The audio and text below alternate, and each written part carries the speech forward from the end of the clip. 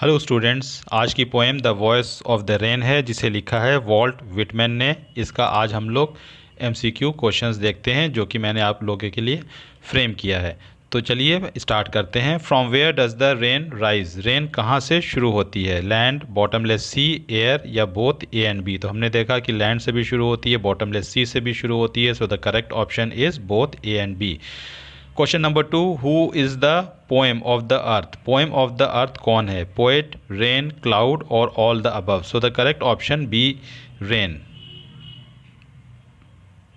What is soft falling shower? Soft falling shower क्या है? Rain, vapour, beauty और globe? So the correct option rain.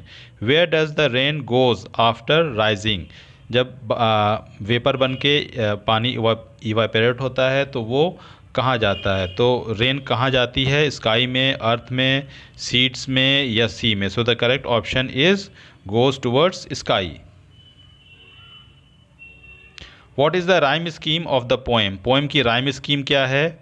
A B, A B B, A B C A या free verse? तो इसकी कोई rhyme scheme नहीं है। Free verse is the correct option. What does the rain do after descending? Descending means to come down. जब बारिश की बूंदें ऊपर से गिरती हैं तो वो क्या करती हैं? Wash droughts, wash atomies, wash dust layer और ऑल द अबव? तो ये तीनों चीज़ को वो वॉश करती हैं। तो करेक्ट ऑप्शन हो जाएगा डी वाला, all the above. I descend to lave the droughts atomies dust layer of the globe. Name the literary device used in the above lines? In line में कौन सा लिटरेरी डिवाइस यूज हुआ है? Consonance, anaphora, simile, metaphor? So the correct option is consonance. इसमें देखिए, इसमें descend में D, drought में डी और डस्ट में डी, तो इसमें ड साउंड आ रही है, डी की साउंड आ रही है। कॉन्सोनेंस वो होता है कि एक लाइन में कॉन्सोनेंट साउंड जब हो तो उसे हम कॉन्सोनेंस बोलते हैं। Question number 8, I am the poem of the earth, set the voice of the rain, name the literary device used in the above line. I am the poem of the अर्थ, तो इसमें कौन सी literary device use हुई है? Consonance, anaphora, simile या metaphor? So the correct option is metaphor.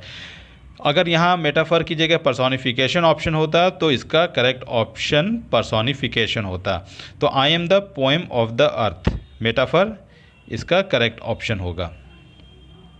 Name the literary device used in the given below line. The voice of the rain, voice of the rain कौन सी literary device है? Consonance, anaphora, simile या personification? तो correct option personification हो जाएगा। What is eternal in the poem? Poem में क्या चीज़ eternal है? Poet, seeds, rain और day? So the correct option C वाला, rain is eternal because it is never ending process.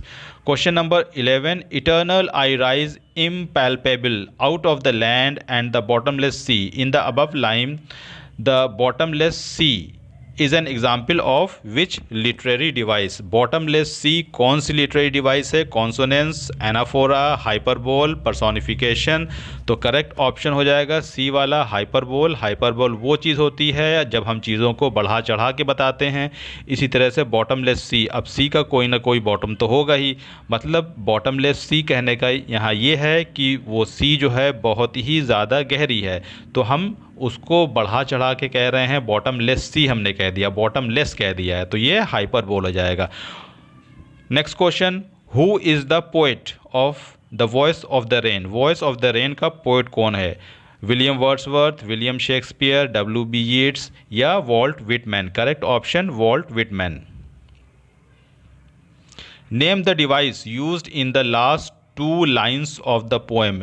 आखिरी की दो लाइन्स में कौन सी डिवाइस यूज़ की गई है? पैरेंथेसिस, एनाफोरा, हाइपरबोल और personification? So the correct option parenthesis, last की टू लाइन्स में ब्रैकेट यूज़ किया गया है जिसे पैरेंथेसिस भी कहते हैं। Question number 14, when does the rain give back life to its new origin? In clouds, in day, in night, both B and C? तो डे में भी नाइट में भी देती है, तो करेक्ट ऑप्शन हो जाएगा both B and C. Which form is described by the word impalpable in the fourth line? Land, sea, vapour या रेन? तो इम्पैल्पेबल का मतलब होता है thing which we can not touch. Okay, the thing which we can not touch is impalpable. तो इसका option क्या हो जाएगा करेक्ट? हमें क्या चीज़ नहीं टच कर सकते हैं? तो वेपर्स को। Which thing is latent and unborn without rain? Droughts, atomies, heaven या सीड? तो अनबॉर्न कौन रहता है? सीड्स रहती हैं। What are the things which the rain beautify and make pure? Atomies, dust layer. तो एटोमीज को भी और डस्ट लेयर को भी वो ब्यूटीफाई और प्योर बनाती है। तो करेक्ट ऑप्शन हो जाएगा A and B. Without rain the land is, बारिश के बगैर लैंड कैसी रहती है? Droughts, atomies, eternal, wandering? तो वो सूखी रहती है, droughts. What was the question that was asked to rain by the poet in the starting line? What is your name? Who art thou? Where are you going? Will you come back again? तो correct option who art thou। यहीं से poems की line शुरू है, poem की line यहीं से शुरू है। Question number 20, this poem is, ये पोएम क्या है? Conversation between poet and rain, conversation between land and rain, conversation between cloud and seeds, conversation between poet and heaven? तो यहाँ बातचीत चलती रहती है पोएट की और रेन की। तो first option is the right option. What is the meaning of लेव? लेव का क्या मतलब हुआ? वॉश, लेटेंट, लो या लव? तो वॉश इसका करेक्ट ऑप्शन है। What is the meaning of latent? Latent का क्या मतलब है? Pure, hidden, buried, both, B and C? तो हिडन भी होता है, बरीड भी होता है। तो correct option both, B and C. So that was the few questions which I have selected for you. अगर आपको मेरी वीडियो पसंद आई है तो इसको लाइक कीजिएगा and share it to maximum friends. और वो लोग जो कि इस चैनल पे नए हैं तो इसको सब्सक्राइब कर लीजिए और ऑल का बटन हिट कर दीजिए ताकि जब भी मेरी कोई नई वीडियो अपलोड हो तो आपको नोटिफिकेशन मिल जाए। सी यू अगेन।